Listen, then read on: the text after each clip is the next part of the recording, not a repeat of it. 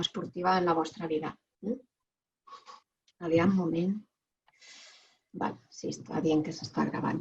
La idea era fer dues temàtiques que creiem que són molt importants, que acompanyen justament una pràctica d'activitat física i esportiva amb seguretat i amb eficàcia. Una d'elles, evidentment, és el nostre paper com a educadors físics, però teniu al darrere un plantell de col·legiats que us fan els entrenaments i, per tant, amb això nosaltres estem segures que ja teniu els millors serveis, però creiem que l'entrenament, la planificació de l'entrenament no és només el que dona una eficàcia a la vostra pràctica, sinó que sobretot és el tema de l'alimentació, que per mi són germanes bessones, el tema de portar bons hàbits alimentaris, però també que després per fer la pràctica segura la part de calçat jo crec que és importantíssima a banda de la roba o l'equipament tècnic que podeu dur, però el calçat és una mica la part més important i per això hem volgut centrar aquestes dues temàtiques de xerrades que acompanyen en aquesta 7a edició de la cursa de la dona. La primera d'elles és avui amb en Lluís, ara es presentarà, però a mi m'agradaria només donar-vos la benvinguda i també emplaçar-vos pel proper dilluns també a la mateixa hora per parlar amb un podòleg esportiu sobre la importància també del calçat i com se l'hem comprat. Però avui centrem-nos en el saber menjar, però sobretot per aquest estil de vida saludable que ens parlarà el Lluís. Marti, tot teu. Gràcies a tothom. Bona tarda, gràcies per assistir. Esperem que us interessi la xerrada que ens farà el Lluís. Només dues cosetes. Una és que la sessió s'està gravant perquè després la penjarem en el canal de YouTube del COPLEF, del Col·legi de Professionals. I una altra és que si teniu preguntes, a través del xat, si veieu a la pantalla teniu xat, podeu anar escrivint les vostres consultes i si de cas un cop en Lluís hagi anat exposant la seva presentació, doncs podem fer un recull o si veiem que hi ha alguna pregunta molt relacionada amb el que està dient, doncs li podem comentar amb el Lluís. El Lluís vol que sigui una xerrada dinàmica i segurament que us farà participar i el que passa que preferim que els micros estiguin tancats pel tema de fresses i sorolls, llavors tot el que ens vulgueu fer arribar pel xat, sisplau.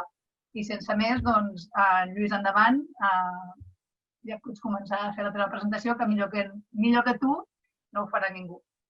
Gràcies per ser-hi. Molt bé. Bé, en primer lloc, gràcies a vosaltres per la confiança, per convidar-me a fer aquesta xerrada. Gràcies a tots els assistents, benvinguts i res, em presento. Jo soc en Lluís Rodon, soc dietista nutricionista, més enfocat en el món de l'esport i la salut i actualment em dedico al món de l'esport, com he dit, i en concret al futbol, tant en clubs com el Girona, que coordino i assessoro una miqueta tot el futbol base i després també el Futbol Club Andorra, el primer equip del Futbol Club Andorra. I a partir d'aquí assessoro també a diferents esportistes i perquè puguin arribar a una bona salut i a tenir un bon rendiment esportiu. A partir d'aquí, la xerrada que vam proposar és una miqueta explicar els hàbits alimentaris saludables per un estil de vida actiu. La idea és que l'estil de vida actiu ja no hagués de sortir la paraula actiu perquè tothom portés aquest estil de vida, però no és així. I ara, a partir d'aquí també, veurem una mica les diferències o què destaca d'aquest estil de vida actiu. A partir d'aquí, no sé el nivell que hi ha d'alimentació, però farem una miqueta passant les bases de l'alimentació saludable i a poc anirem explicant coses que al final, si hi ha preguntes i a més, ja les resoldrem.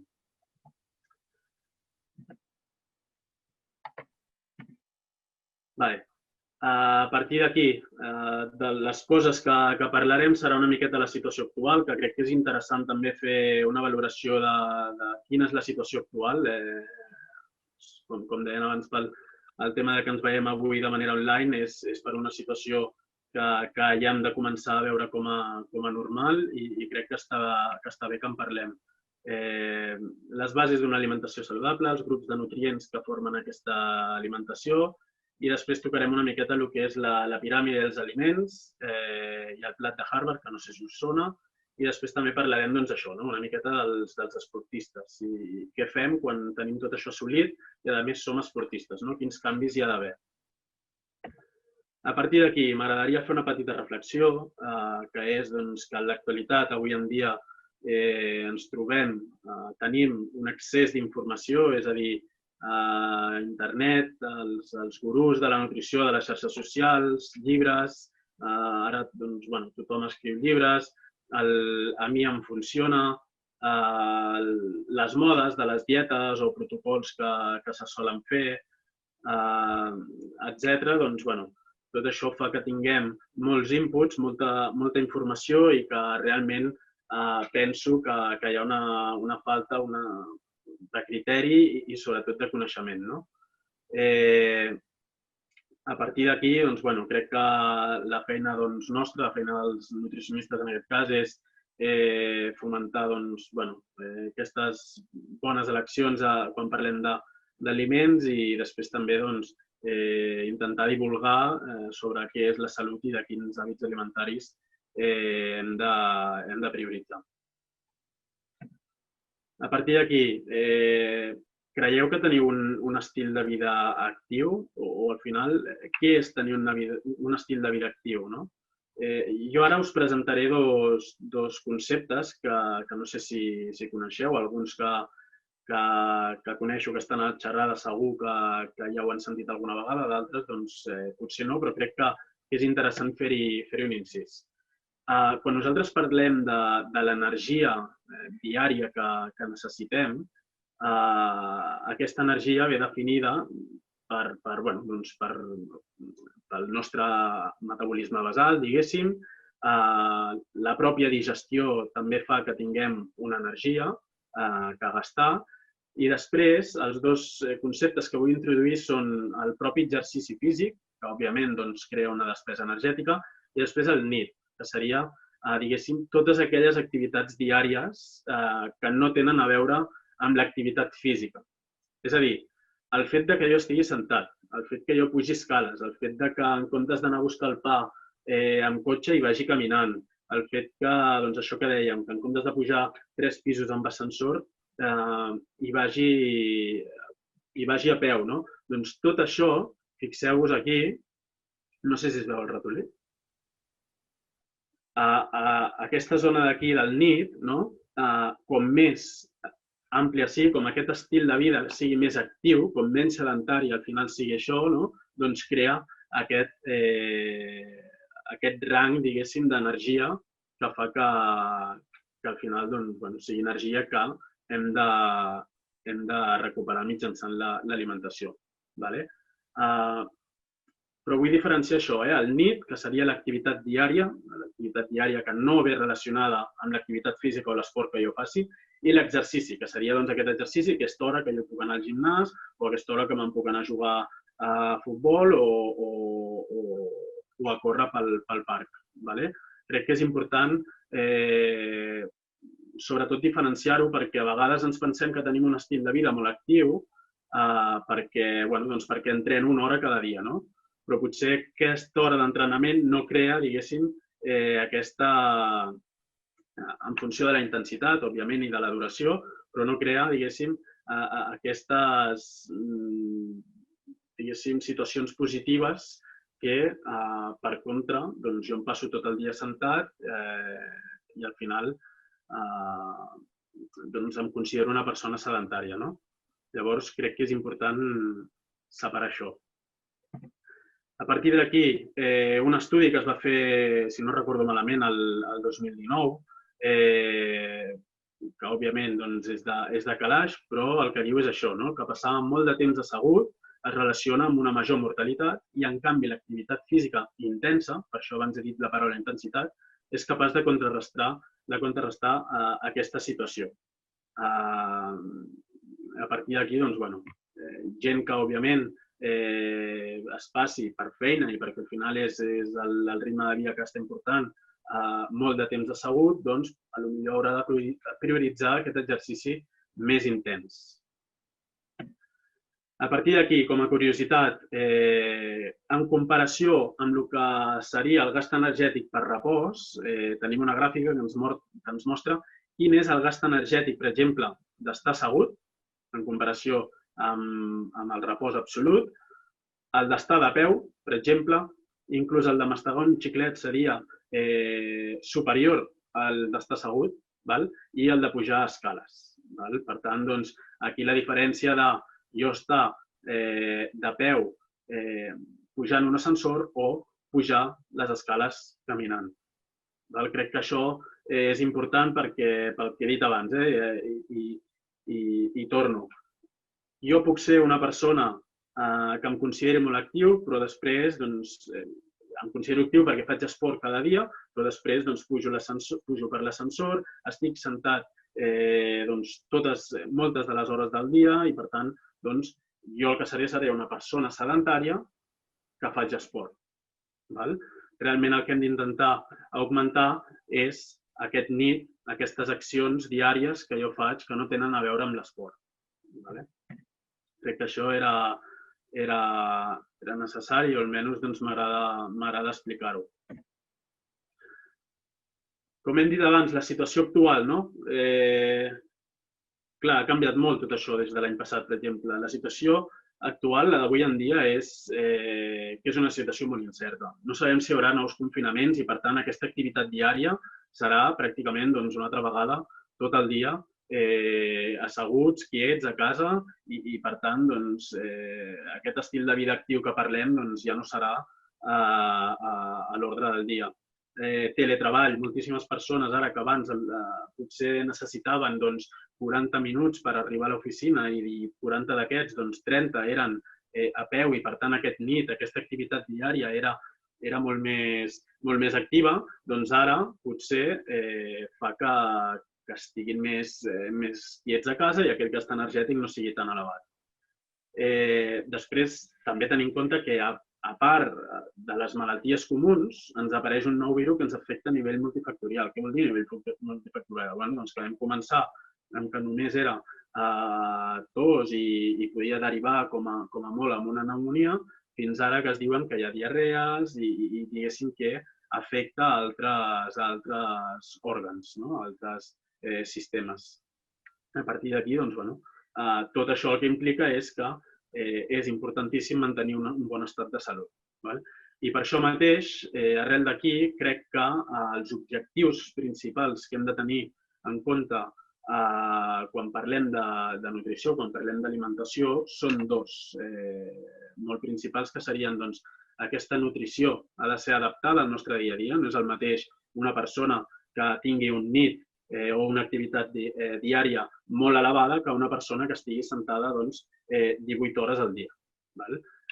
Tot això, òbviament, i després tindríem el cas de l'esportista, per exemple, d'èlit, que entrena cada dia. Òbviament, aquestes quantitats d'aliments, aquesta nutrició, no serà la mateixa per cadascú. I després també crec que avui en dia és importantíssim que aquesta nutrició, que aquests aliments ens ajudin a tenir un sistema immunitari fort i segur. A partir d'aquí, les bases d'una alimentació saludable podríem definir-les com la composició exacta d'una alimentació saludable vindria determinada principalment per la individualització. Crec que és un concepte que com a nutricionista ja treballo, però crec que s'ha d'entendre. S'ha d'entendre què és la individualització i és adaptar, diguéssim, aquesta nutrició en funció de l'edat, en funció del sexe, en funció d'aquests hàbits de vida que estàvem parlant i també del grau d'activitat física. Sí que és veritat que quan entrem en esport també hem de tenir en compte la càrrega física setmanal, hem de tenir en compte inclús el clima, els horaris d'entrenaments, etc. És a dir, són molts factors, molts elements que tenen en compte, que s'han de tenir en compte quan individualitzem. I crec que això és primordial.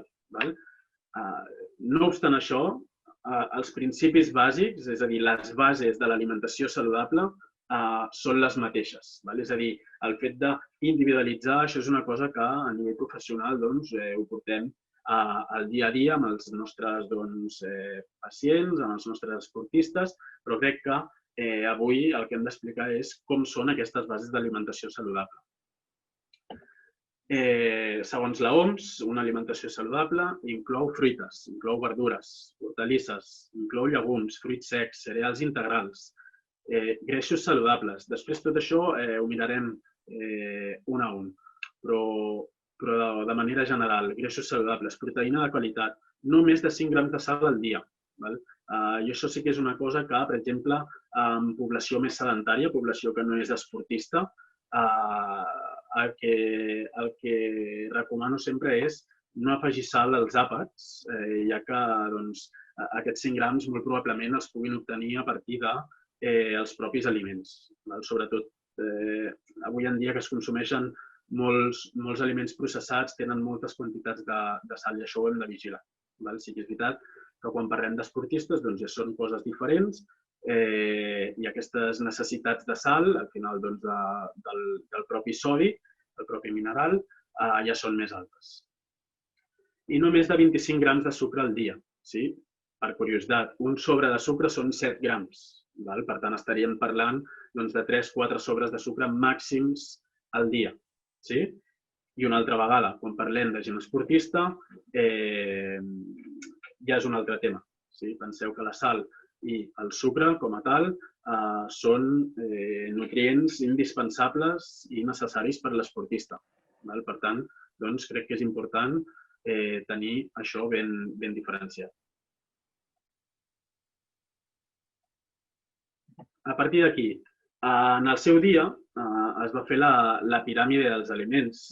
Abans parlàvem amb la Maica que avui això ja no es té tant en compte. Jo ara us comentaré uns problemes que hi veia en el seu moment i que no m'agradava. Avui en dia tenim el document de petits canvis per menjar millor, que el podeu trobar a internet, al Google mateix poseu petits canvis per menjar millor i ho trobeu, però jo us vull fer una miqueta la reflexió d'aquesta piràmide. En el seu dia això servia com a eina pels nutricionistes per divulgar una miqueta sobre salut. Jo li veig uns problemes. El primer de tot és que sobreestima les necessitats de carbohidrats. Després veurem què són els carbohidrats i per què serveixen. Però fixeu-vos que estan a la base. A la base vol dir que són els que s'han de menjar amb més quantitat. O almenys això és el que entenc jo. Subestima la ingesta de greixos. La ingesta de greixos, si us hi fixeu, queda força amunt. Menysprea els lípids saturats, que avui en dia s'està veient que no són tan nocius com es parlava. És més, són necessaris per la nostra salut. I recomana dosis proteiques insuficients. A partir d'aquí, a mi altres coses que no m'agradaven és que era molt abstracte, és a dir, jo aquí no sóc capaç de veure com he de menjar, de veure què exactament he de menjar. No sé si la part de proteïna l'he de posar en el meu dia a dia, quantes vegades l'he de posar. Jo veia una cosa molt abstracta, i a part del consum, diguéssim, la cúspide d'aquesta piràmide, el consum ocasional, per mi això són coses que haurien de quedar fora. Al igual que l'activitat física la posen fora, considero que això també hauria d'anar fora. Per què explico això? Doncs explico això perquè després us presentaré una nova eina que a mi a nivell visual m'agrada molt i que crec que per treballar funciona molt bé. Però abans d'això,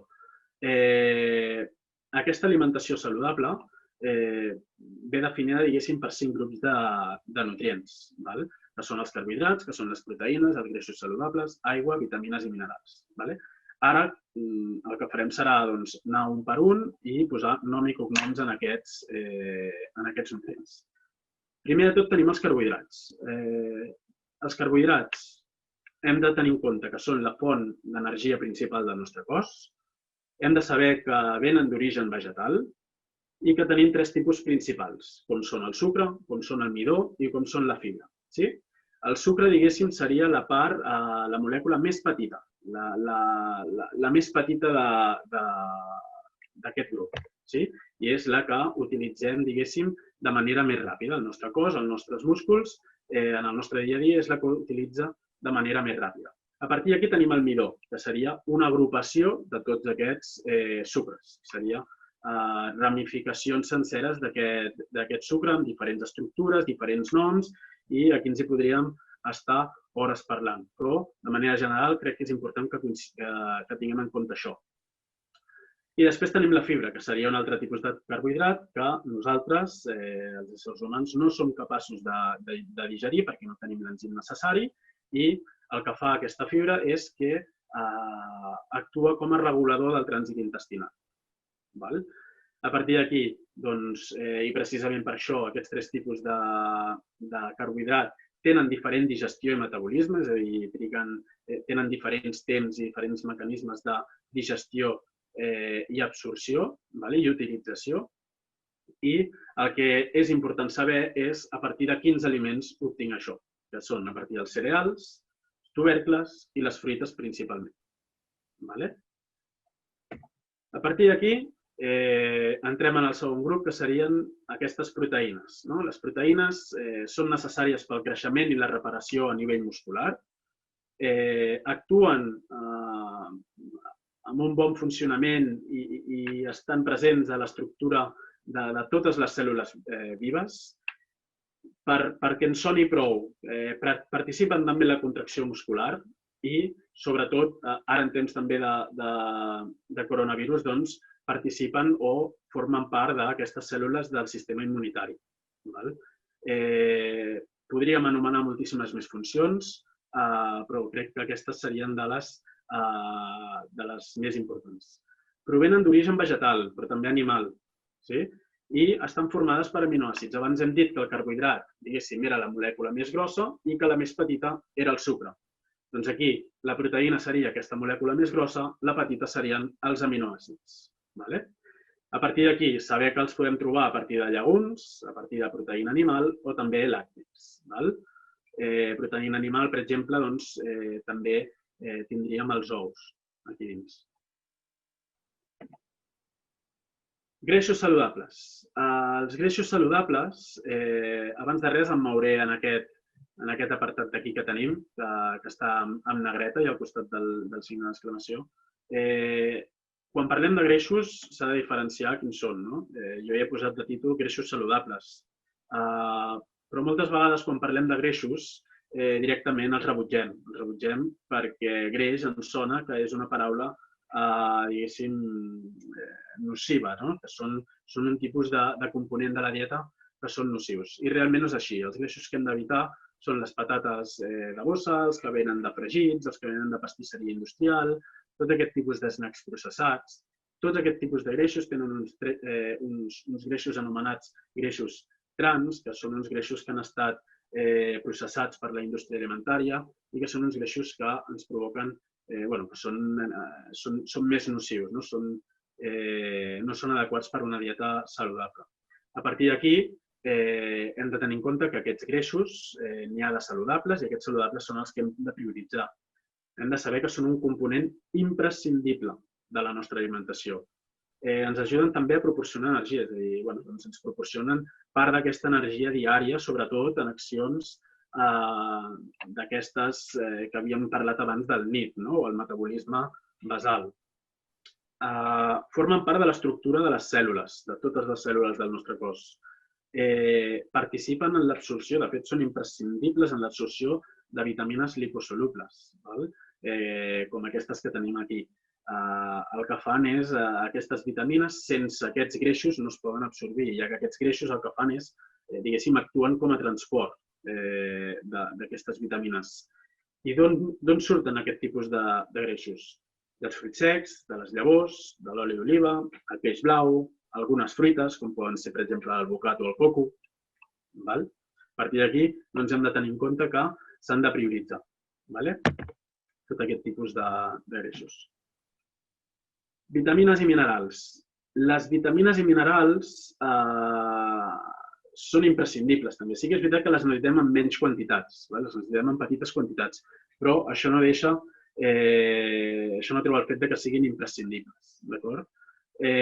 Són vitals perquè el nostre cos funcioni correctament i participen en molts processos fisiològics, en molts processos, en pràcticament tots els processos fisiològics del nostre metabolisme i tenen un paper molt important.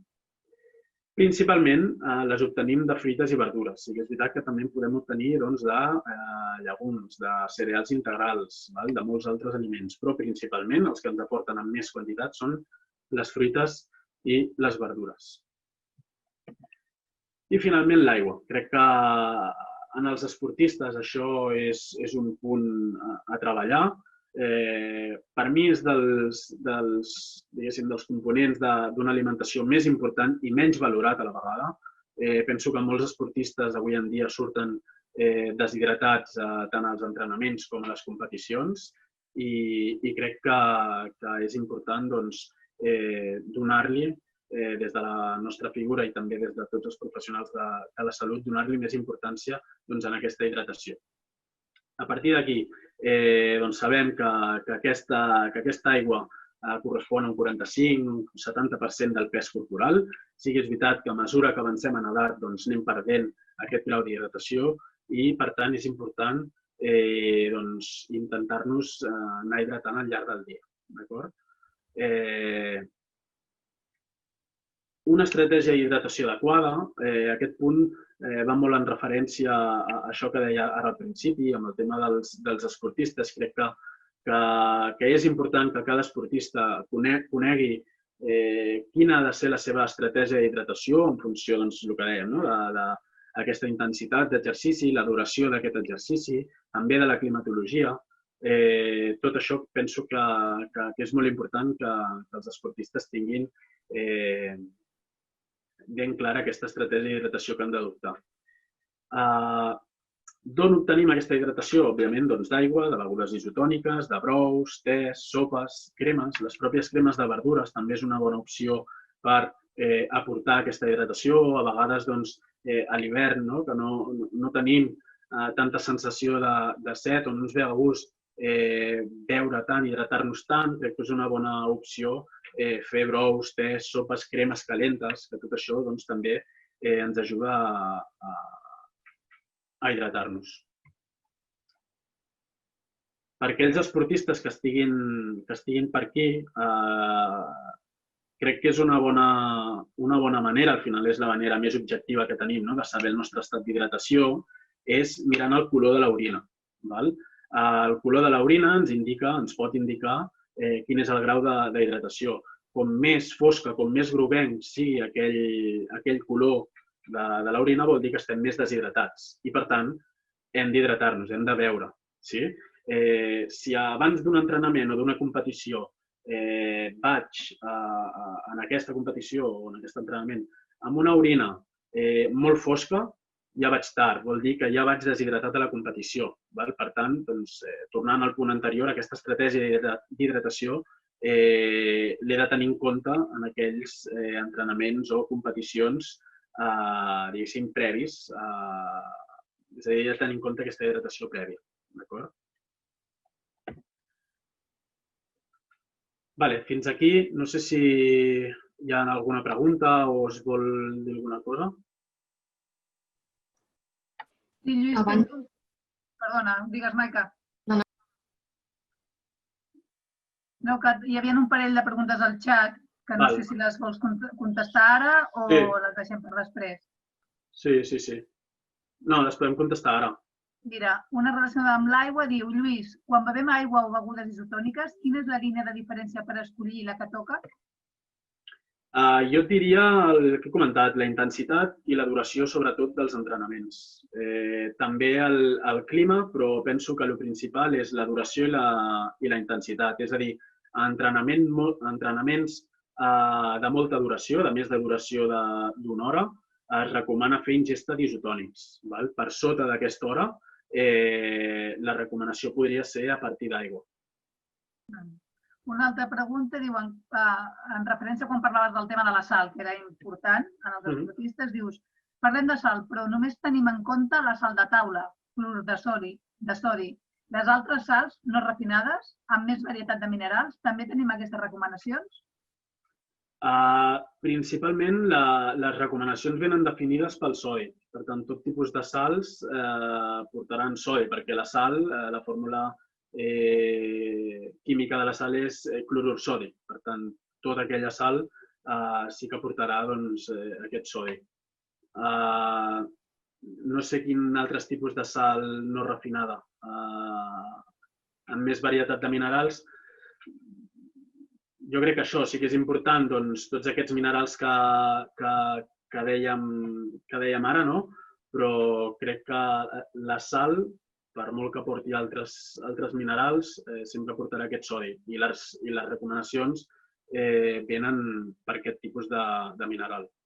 I l'última, relacionada amb els llegums, de l'Anna, diu, les llegums també podrien considerar-se com a hidrats de carboni? A l'hora de combinar un plat, per exemple, millor pasta i llegum o llegum i proteïna?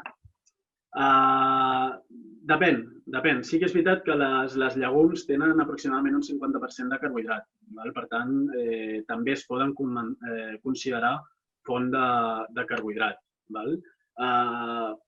A mi m'agrada considerar-les com a font de proteïna perquè al final, a partir d'aquestes llegums, podem arribar a la proteïna diària i no caldria fer altres tipus de proteïnes. O gent, per exemple, que segueixi alimentacions vegetarianes o veganes, la proteïna els hi ve principalment a partir d'aquestes llegums. I em deia... Hi havia una relacionada amb el tema del sucre.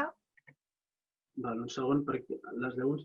A l'hora de combinar un plat, millor pasta i llegum o llegum i proteïna. Sí, no, però jo et diria que depèn de l'objectiu. És a dir, si necessites quantitats molt elevades de proteïna a la dieta pel motiu que sigui i potser no tan altes de carbohidrat, doncs combinaria potser llegum amb proteïna. I si és al revés, que necessito més carbohidrat que no pas proteïna, doncs potser faria al revés. Però ja et dic que això depèn de l'objectiu. I fem una més i després ja que continuem. Una relacionada amb el sucre. Diu, el sucre no només el trobem als sobres, o sigui, el sucre refinat, sinó també a altres aliments com la fruita. També compta en aquest còmput dels 25 grams de sucre al dia que has comentat? No, jo us he posat l'exemple del sobre de sucre perquè tingueu de manera visual quina és la idea de sucre diari que hauríem d'ingerir com a màxim. El sucre de la fruita jo no l'introduiria aquí dins. El sucre lliure seria el que introduiríem aquí. Per exemple, el sucre d'un suc de fruites sí que podríem introduir aquí. Però el sucre, per exemple, o el carbohidrat, aquest sucre, quan prové d'un carbohidrat, per exemple, d'un cereal integral, d'un primer plat que pugui portar, per exemple, quinoa amb verdures, aquest sucre no el tindríem en compte, sinó que seria només el sucre lliure. Molt bé. Hi ha una altra pregunta, però si de cas avancem i la deixem pel final, ja en un parell més. Sí, vale. Fantàstic. Abans hem parlat de la piràmide, que jo he dit que el que veia era que a mi em semblava molt abstracte, que no tenies una referència de quines quantitats havies de menjar o de quines havien de ser les estructures d'aquesta alimentació. A partir d'aquí, la Universitat de Harvard fa un temps va treure aquesta eina que a mi m'agrada molt, la utilitzo moltíssim per explicar una miqueta com ha de ser aquesta alimentació saludable. La idea és que a partir d'aquest plat hi podem introduir tots els nutrients necessaris. Això és a nivell estàndard, de manera general. Abans hem parlat d'individualització. Òbviament aquí, en funció dels objectius, seran unes quantitats o unes altres, d'acord? Però crec que és important conèixer aquesta estructura dietètica que, al final, tot això que hem explicat fins ara ho veiem en forma de plat. La meitat del plat hauria de ser, sempre hauria de venir d'origen vegetal, ja siguin amanides, ja siguin verdures, el que sigui, però aquesta meitat del plat. I l'altra meitat del plat l'hauríem de dividir entre grans integrals, el que venia a ser aquest carbohidrat, i proteïna saludable, que podríem introduir tant proteïna animal com proteïna vegetal. I després, fixeu-vos que dos grups que queden fora eren dos grups també que hem parlat anteriorment, que era la hidratació, que era aigua, o els greixos saludables.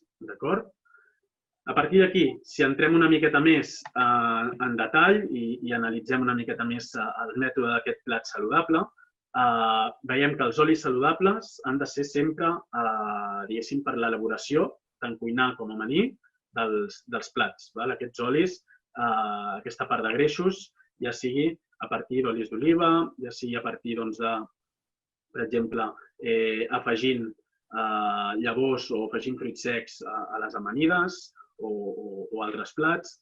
Per exemple, el bocat, abans hem comentat que era també una font de greixos, doncs afegir-ho també amb una amanida o en format d'snack a partir d'un guacamole, el que sigui. Però aquesta ració de greixos saludables és important també que sigui present.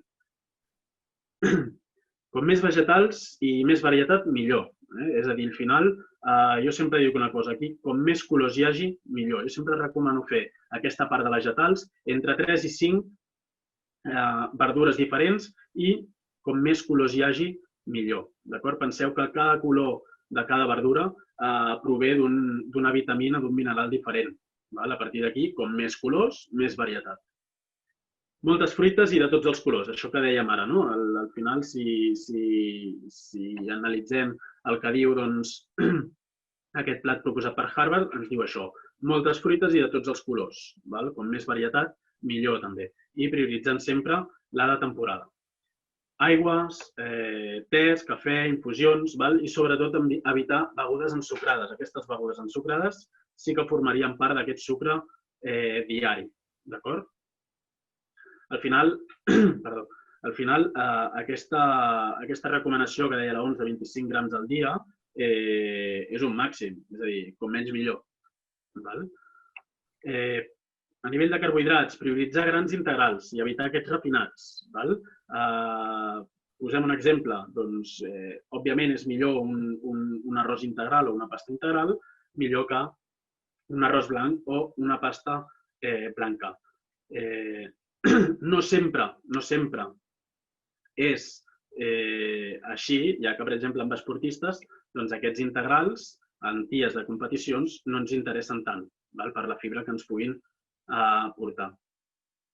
O bé, per exemple, jo prefereixo, quan parlem de millora d'hàbits, prefereixo que aquest arròs blanc o aquesta pasta blanca vagi acompanyada primer, aquest arròs o aquesta pasta vagi acompanyada primer de tot el que són vegetals, fruites, proteïna saludable i greixos saludables, que no directament entrar en cereals integrals. Crec que els canvis han d'anar a poc i no són canvis per fer només una pèrdua de pes o per fer una millora d'hàbits només en un període específic, sinó que crec que són coses que han d'anar quedant ja de per vida. I després també, quan parlem de proteïna saludable, crec que és important, sobretot, evitar aquestes carns més processades, ja siguin a partir d'embotits, a partir de productes que venen processats com puguin ser aquestes hamburgueses que ja venen fetes, etc. D'acord? Penseu també que aquestes carns processades, sobretot amb els embotits, ja porten molta sal, que és el que hem comentat abans. Perdona, Lluís, una pregunta que ens ha respecte al tema del concepte integral. Diu, el concepte integral és millor menjar-ho tot el possible o posar-ho en tot o no sempre? Hi ha gent que ho porta al límit i sempre compra integral. Serà perquè pensa que és més saludable i engreixa menys? És una mica també el que has dit, el tema de la fibra amb els esportistes? Exacte. Jo crec que la resposta en aquest cas i en moltes de les preguntes, la majoria de preguntes amb nutrició, i no només amb nutrició, sinó en el món de la salut, penso que és depèn. Integral sempre o blanc sempre, depèn. És a dir, amb una persona que és esportista mai serà integral sempre. És a dir, amb un esportista, en situacions de la temporada seran integrals o més integrals, en situacions de la temporada seran més blancs. De què dependrà? Doncs d'això mateix, de la càrrega d'exercici físic, de les competicions, de si aquest esportista va bé o no va bé al lavabo, etc. I en població que dugui un estil de vida, diguéssim, més sedentari o un estil de vida actiu, però que no sigui esportista, jo sempre prioritzaria els integrals. Però, com he dit abans, pot ser que, per exemple, en situacions de que jo començo a millorar els meus hàbits, no cal que de cop tinguem, diguéssim, aquesta mania de fer-ho tot integral i menjant-ho a la força. Crec que són hàbits que hem d'agafar a poc a poc. Una pregunta que tenim... Perdona, has acabat? Sí, digue'm. Una altra pregunta que tenim en relació al plat saludable. Comenten si hauria de ser cada dia. Quan seria recomanable per cada dia, entenc que en funció de si un esportista té una competició potser variaries una mica els percentatges. Sí, ara parlarem d'aquest plat enfocat a esportistes, però penso que per població que no és esportista, que simplement fa la seva activitat física diària, que té el seu estil de vida actiu i de més, i és una cosa que portaria, diguéssim, al dia a dia. Sí. Ok, gràcies. De totes maneres, amb això que dèiem dels integrals, jo no crec que siguin bons els límits, com deia, que hi ha gent que ho porta al límit.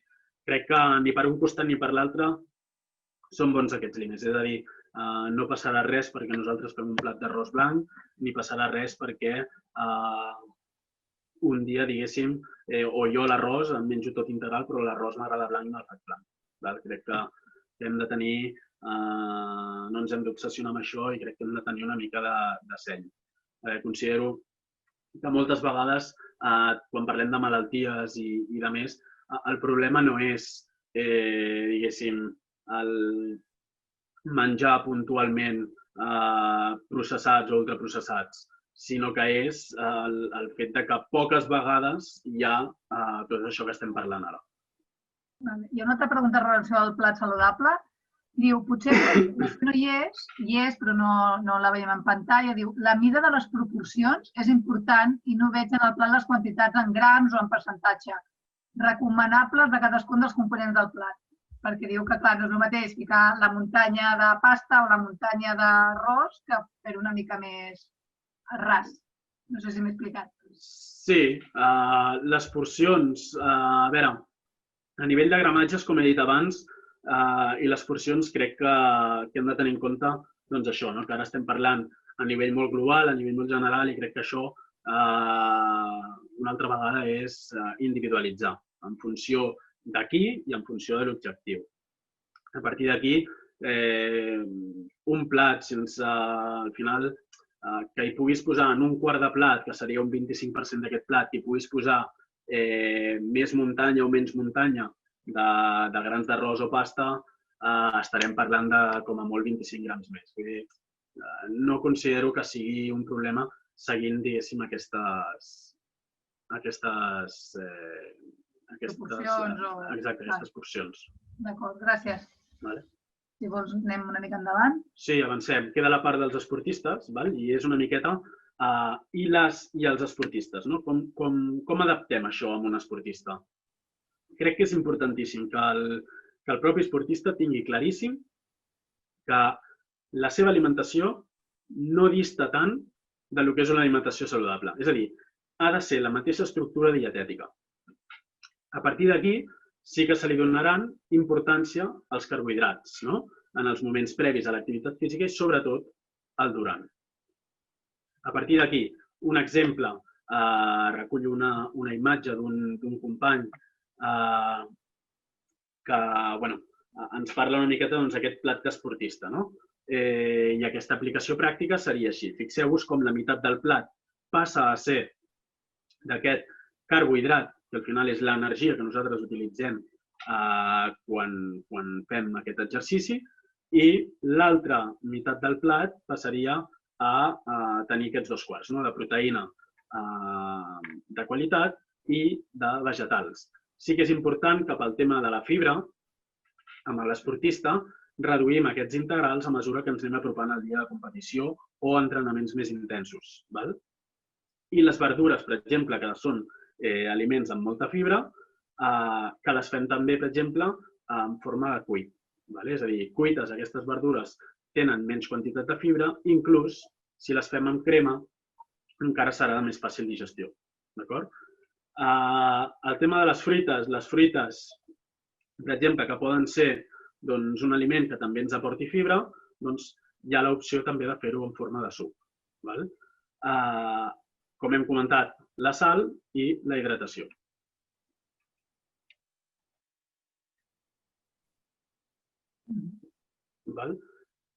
I, en principi, fins aquí ara sí que podem seguir amb totes les preguntes que hi hagi. Teníem un parell de pendents així més generalista d'un assistent que diu està molt interessada en l'alimentació equilibrada i saludable en els adolescents, perquè té alumnes molt sedentaris i amb sobrepès. Lligat amb una altra d'última que demana que a primària sembla que sigui un tema tabú el tema del sobrepès, perquè encara són petits, perquè estan creixent i realment es fa més incís a l'ESO. Quan creus que és evident informar els pares o intentar que el CAP li faci un seguiment? Com a professional, què en penses? Sí.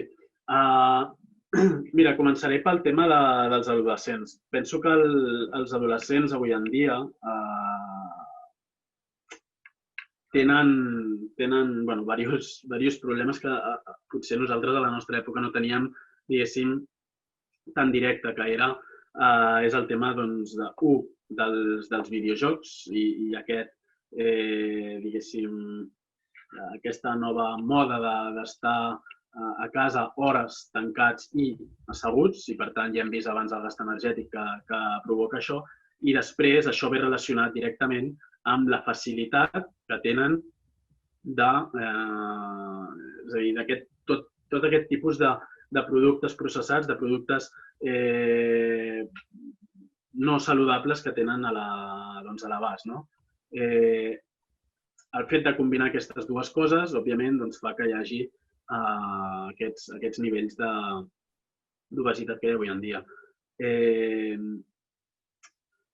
Penso que en els pares se'ls ha d'avisar, no és avisar, sinó que és formar-los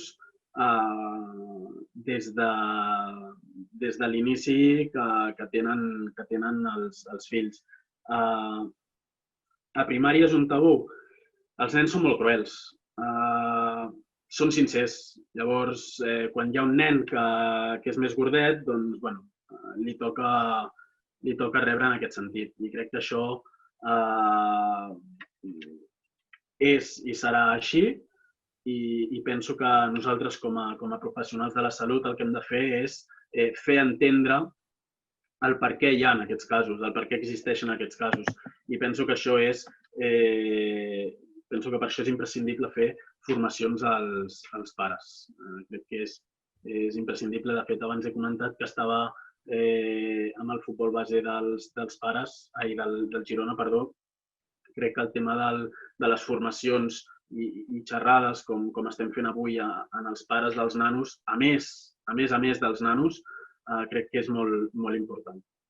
Bé, voldria fer un apunt, ja com a professional i com a mare, que crec que si volem canviar els hàbits de vida dels nens, quan més petits millor. Si els nens estan acostumats a berenar bollicaos i tot berenars processats, tenen aquest hàbit de berenar aquest tipus d'aliments. En canvi, si des de petits, una fruita, uns pans fruits secs, una pastanaga, també conec un pare que li dona cigrons bullits amb un tàper, doncs crec que quan més abans s'eduqui tant els pares com a l'infant a el que menja, perquè si ho fem a ESO, costarà més de canviar aquests hàbits. Tant el tema esportiu, el tema alimentari, el tema d'anar a dormir. Jo crec que quan més abans, millor, perquè aquesta mainada agafa els hàbits i els Correcte. normalitza. Sí, perquè això és veritat i jo m'hi trobo molt quan venen, per exemple, pares a consulta, no? a canviar l'alimentació de tota la família. Ells diuen i que ara que els creix el nen, etc que volen començar a millorar hàbits. El que em trobo molt és que gent que em ve amb nens de 3 a 6, 7 anys no tenen cap problema en introduir o treure coses. En canvi, quan estem parlant amb famílies que tenen nanos ja més grans, com deies, per exemple, l'ESO, aquests nens ja tenen, diguéssim, aquestes manies o aquests hàbits més inculcats, aquests mals hàbits més inculcats, i, a més, són més grans per discutir-te i ja prenen decisions de, per exemple, no menjar certes coses. Després una pregunta de la Jackie, una companya, diu: el tema de la sal en esportistes, si es sua molt, és important augmentar la ingesta de sal? Podem competicions més llargues, tipus triatló... Correcte. Sí, correcte. És imprescindible en esports de resistència, sobretot, fer ingesta jo et diria, de sodi, no? En general, crec que la ingesta durant l'exercici de sodi és molt important, és imprescindible en un esportista de resistència, però també en l'alimentació. Jo soc partidari dels dies propers a aquesta competició afegir sal, aquesta que dèiem que potser en població, diguéssim, no esportista no cal afegir, doncs aquests dies més propers a la competició afegir sal, sobretot a l'abans i al després. No sé si alguna persona té alguna pregunta més, perquè estem sent superpuntuals. I jo voldria només afegir una cosa amb el tema que deies del comportament sedentari, que això ara és una mica el que potser es detecta, que ja abans parlàvem només d'inactivitat física o de sedentarisme i de la persona que practicava un esport, i que ara, amb la societat que tenim, potser passen diferents coses, que pot haver-hi una persona que practiqui un esport, però aquest nit, o sigui, el seu nivell d'activitat física de la resta del dia sigui totalment inactiu. I inactiu per què? Perquè a vegades no és per la conscienciació de la persona, perquè els que són esportistes i practiquem esport durant el dia també s'entendria que poguessin tenir un estil de vida actiu i a vegades és l'entorn que ens determina. Potser treballem en oficines i estem asseguts tota l'estona i l'entorn hauria de ser canviant per ser facilitador i que poguéssim estar mig de peu o mig asseguts. I volia comentar això, que dintre del llenguatge del sedentarisme, més que res perquè no m'agrada ficar com en un calaix de que o practiques un esport o ets sedentari, sinó que pots ser esportista i pots tenir un comportament sedentari i en adolescents o en nens el determinant més important ara que hi ha, quan parlem de sedentarisme, és aquest temps de pantalla, que malauradament que també el tenim els adults, perquè ara mateix estem fent aquesta webinar fantàstica, però m'agradaria saber quants tots nosaltres estem asseguts. Igual no tenim ningú que està dret. Que potser és això, aquest temps de pantalla que fem per la feina o aquest temps de pantalla que fem per l'oci o que tot ho ubiquem aquí. I això ens aboca a un comportament sedentari, no és perquè vulguem. Per això també abans dèiem aquí potser potser a nivell de Catalunya, que el MyPlate, el plat aquest saludable de Harvard és perfecte, és ideal, perquè com que estem parlant ara que socialment tenim un comportament sedentari, potser aquestes guies que han tret d'introduir canvis ja entra, suposo, en aquesta part comportamental. Hosti, com ho puc fer això jo? Com puc fer més d'això, menys d'allò, com puc canviar? Que jo crec que és supercomplementari a com hem de menjar, que és MyPlate, però com ho he de fer per poder menjar així, que és introduir aquests canvis perquè la societat ens atrapa. I més ara, el que deies, jo penso que la Covid ens ha tancat a casa i has de veure que, com que estem dissenyats per moure'ns, tots han tingut la necessitat de moure'ns, però clar, al final, després, ara estem en aquell mig d'una pràctica esportiva molt controlada. Sí. I jo penso que, ho he volgut remarcar sobretot per això, perquè penso que ha de començar a formar part de les nostres vides. Almenys hem de saber i aprendre a conviure amb això, perquè no sabem què passarà. Sí, és que jo crec que va una mica en línia de lo que dèiem ara, com li diem, per exemple, ara pensava, no?, a les preguntes aquí, com li dic als pares que el seu fill realment necessita fer una pauta alimentària diferent, no?, o una dieta, perquè té un problema real de salut, com un sobrepès o una obesitat, o que a la llarga es pot convertir en un problema de salut. No, és que va lligat a l'estil de vida. No és que, jo penso, l'alimentació o l'exercici o l'activitat física o l'esport no són ingredients que poses, sinó és un estil de vida, és a dir, hauria de ser filosofia, no? La Marti apuntava, home, doncs els nens des de petits sí, però l'entorn és els pares, és a dir, aquesta formació constant, sí a les escoles, però sobretot allà on acaben també vivint, que són a casa seva, per tant, als pares i a l'entorn i als amics, i com al carrer, allà on vius, perquè també això són determinants de salut. Diuen, si tu vius en un lloc on no pots tenir una botiga de comestibles a prop i només has de comprar grans superfícies i en plàstics, doncs clar, també te determinen, no? Exacte, sí. Jo la formació als pares veig que és imprescindible. És imprescindible perquè els nanos comencin a créixer ja amb hàbits saludables des de ben petits i des de casa, que coneguin el que estan fent. Estic d'acord amb aquí que diuen hi hauria d'haver protocols seriosos dintre d'ensenyament, està clar, que ajudessin a fer arribar la veu dels professionals, que som tant de... Sí, jo deia des de fa molt... Dintre del curricular de l'escola, no? Exacte, una assignatura que fos educació alimentària, educació nutricional, crec que hi hauria de ser, o una assignatura que fos, no sé, salut o educació pels hàbits alimentaris, pels hàbits saludables. Clar, es fan formacions, i tu saps també, Lluís, però des de salut, que potser és infermeria, que va a les escoles i parla sobre com menjar bé i els hàbits, però potser hauria, davant de que hi ha problemes reals, potser, se lluitarà per això, jo crec que s'ha de continuar ja rascant. Sí, home, segur que sí. Per arribar-hi, però sí. Sembla que no ens hem deixat cap pregunta. Una personal, ja que te tinc, aprofito. El tema de l'oli, que has dit que, per exemple, els advocats són greixos saludables, entenc que si fas oli d'oliva, millor no posar-li alvocat, i si li poses alvocat no ficar-li oli d'oliva. Vull dir, perquè si no estàs com duplicant la quantitat d'aquest oli. Sí, però pensa que aquestes quantitats tampoc són... És a dir, així com, per exemple, jo et diria, ostres, si fem, doncs, m'ho invento, peix, fem peix, no fem peix i ou, o si fem, no sé, arròs, doncs fem arròs, no fem arròs i cuscús. En el cas dels greixos, com són quantitats més petites, tu pots utilitzar per amanir aquesta amanida l'oli d'oliva, tot i que a l'amanida hi hagi part d'alvocat o part de greixos o part de fruits secs. Sí que és veritat que hem d'anar en compte amb aquest tipus de...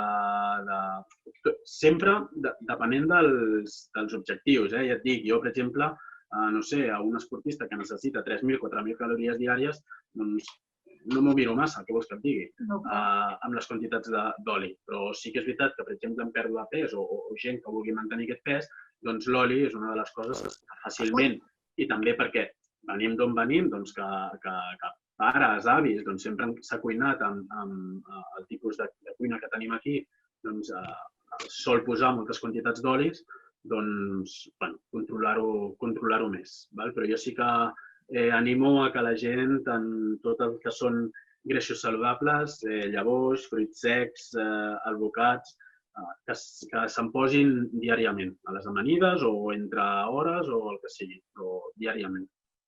Perfecte.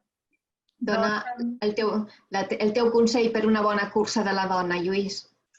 Bueno, primer de tot que s'hi vagi amb ganes i a disfrutar.